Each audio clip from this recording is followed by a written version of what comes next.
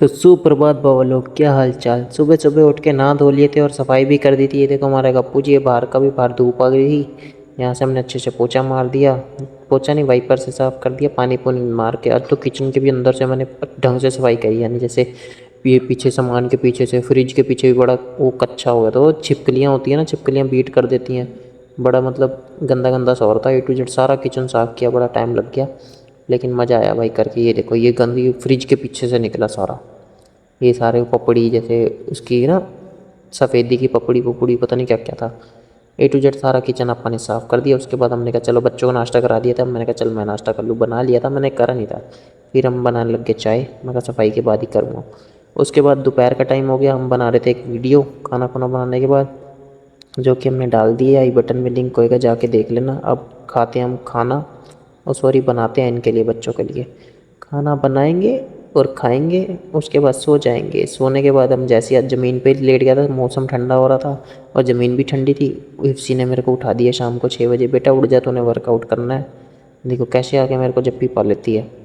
और रात तो दरवाज़ा भी खोला हुआ था, अच्छी हवा आ रही थी, मैं दरवाज़ा खोल के ही सो गया था, पक्खे की ज़रूरत ही नहीं लग रही थी। तो इसने मेरे को उठाया, मगर चल कोई नहीं, उड़ जाते हैं। ये देखो कैसे पंजे मार रही है, काबू नहीं आ रही है अभी।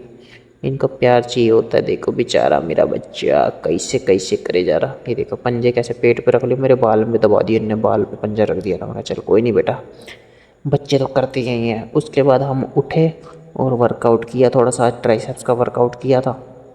कल संडे है, कल की छुट्टी। अब अगले से फिर अगला वर्कआउट स्टार्ट होएगा। उसके बाद मैं कहा चल चाय पी जाए, सुस्ती आ रही थी। चने और चाय खाने लग गए हम, और पीने लग गए। बच्चे हमारे यहाँ बैठे थे, और जैसे ही मैं चाय चने खाने पीने लगा, ये हमारे दोनों बलूंगड़े आके बैठ गए। फिर एक एक करके इनको खिलाया और खुद खाया। इनको खिलाने के बाद रात का खाना खुना बनाया। रात हो गई थी तो रात का खाना इनको खिलाया। उसके बाद हम चल दिए सैर पे। सैर पे हम आए तो यहाँ का माहौल ही कुछ और तगड़े वाला था। यहाँ पे लाइट में पता नहीं दिक्कत आ रही थी। यहाँ पे ऐसी फीलिंग आ रही थी जैसे कोई भूत या चुड़ैल चुड़ूल आ गई है। मैं आपको दिखाता हूँ, देखो ये लाइट चमक रही थी। अब समझ नहीं आ रहा था क्या हो रहा था भाई। मैं सारी जगह की लाइट जल रही थी, यहाँ की नहीं जल रही थी। तो मुझको समझ नहीं आ रहा हुआ तो हुआ क्या। गप्पू देखो दूसरे कुत्ते को देखता है, वो पागल हो जाता है। ये वो बीकल लेके घूम रहा था भैया। इतने में हमें कोई वहाँ पे मतलब ऐसे लगा यहाँ पे कोई है। ये गप्पू इसको देखो कैसे, देखो भौंकने लग गया, इसके पीछे पड़ जाता है एकदम। वो बीगल को देख के वैसे उसके साथ खेलता है, लेकिन आज उसको भौंक रहा था। मगर चल कोई नहीं, और आपको नज़ारा दिखाता हूँ अभी, देखना। देखो इसके बाद क्या होएगा। ऐसे लग रहा था हमें कोई है।